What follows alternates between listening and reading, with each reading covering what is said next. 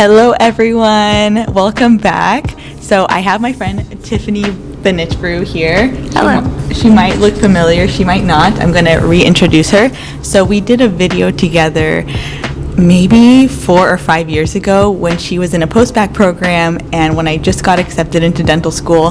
Now I have graduated dental school. She's in dental school and today she had her white coat ceremony. We went to her white coat ceremony. We're currently in San Francisco, so we thought we'd do an update video because so much has changed in our lives. So we're just going to talk and hopefully it's interesting. Cool. So, long journey to get into dental school. So, after my post-bac in Hayward, I got accepted to 2 schools, Roseman in Utah and UOP, University of Pacific, Dagoni in San Francisco. Here we are in San Francisco. I'm in my 2nd year of dental school. We had the white coat ceremony, which, for those of you who don't know, at UOP we do it the beginning of 2nd year rather than other dental schools who do it in their 1st year. Yeah, so when I started school, the first week of school, we had our white coat ceremony on Friday. So very different. I didn't meet all my classmates and it was nice. So definitely not the not meeting the classmates part, it was nice, but getting my white coat immediately was nice. Yeah, I feel like you're just on a high, and like at the start of school you're already on a high, so I can't imagine that. I think for our program it's unique because we've already built different connections, with different people, different relationships. So that white coat had a kind of different meaning in terms of like we've gone through different struggles together, and being at this milestone together is quite meaningful. We're about to see our own patients, which is really exciting. So as like a pre-dental student, this is kind of incredible to think about that we've gotten this far. I mean, you should be very proud of yourself. You should celebrate. You guys, you have to celebrate your successes. This is true. Okay, she's taught me a lot about this. Yeah, I still have to practice to this day, and I don't think I would have gotten to this point without recognizing that. I think sometimes you're just so tuned into like what you're trying to go for, and once you get there you're looking for the next thing, or you're so nervous to even get there. At least that was some of the challenges that I encountered, and she's a great reminder of celebrating your successes. Like even if you don't do well on something, but the fact that like you even went through the process of taking the hardest exam that you studied for but like didn't perform as well, celebrate that you just took the exam. Like that alone is, I don't know, hard work in itself. So I would say that's like one big lesson that I've learned since our last video, which is a few years. It's a steep learning curve.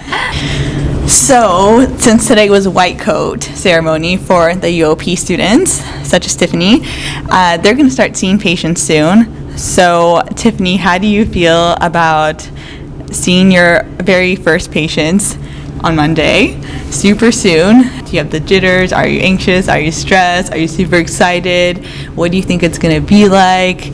I just want to know if, like, after you see patients, was it everything you've always imagined when you look back, Yeah, that makes sense. Definitely nervous.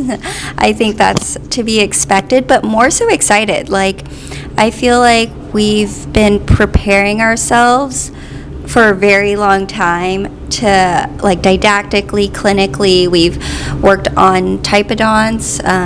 For those who don't know, they're like fake teeth, essentially. We've worked on each other. So we've had like what we call preclinical rotations, and that's when we're broken up into little groups. At UOP they're called pods, so you kind of stick with your pod for however long and you rotate between classmates. So when we had our local anesthesia rotation, that was probably a lot of our favorites. We got to inject each other.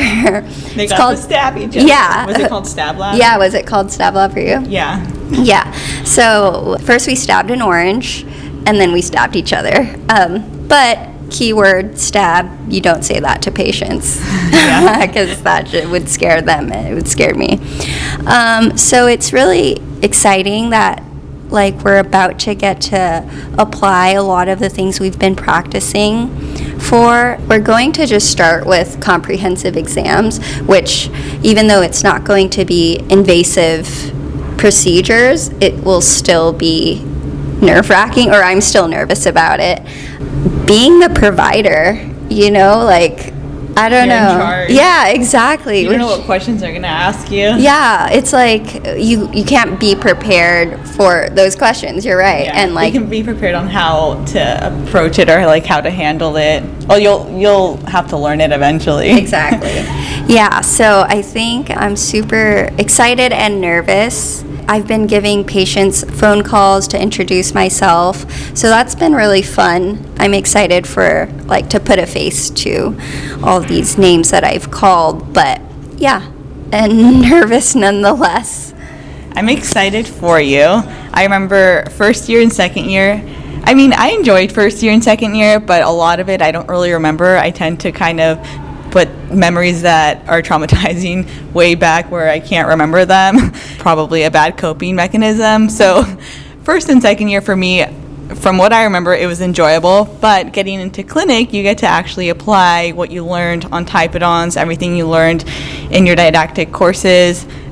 You get to actually apply it and practice it. And it's going to be something you do for the rest of your life because you're doing this profession, I know. dentistry. Today they did their oath, and Tiffany was talking about how, like, okay, I have to do this for the rest of my life now, which was kind of funny. I went deep in my thoughts, and it just hit me hard.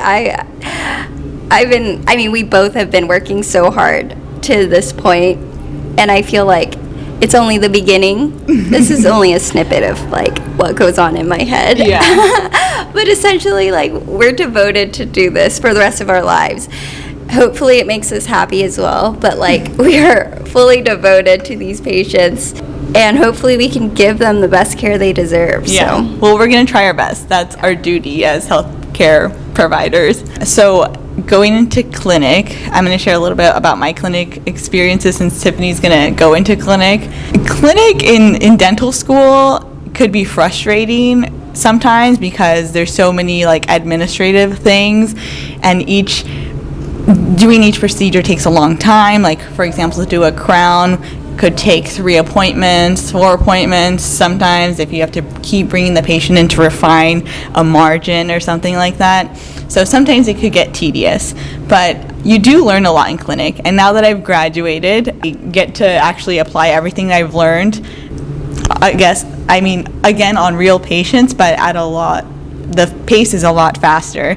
So advice to give to Tiffany for clinic is like take everything in. Every professor, every like doctor has a different way of doing things, and when you graduate, it's going to be up to you on what you want to do, how you want to do things, what materials you want to use, what type of burrs you want to use. But the more you learn, like the more options you have, and then you'll be able to figure out what to use.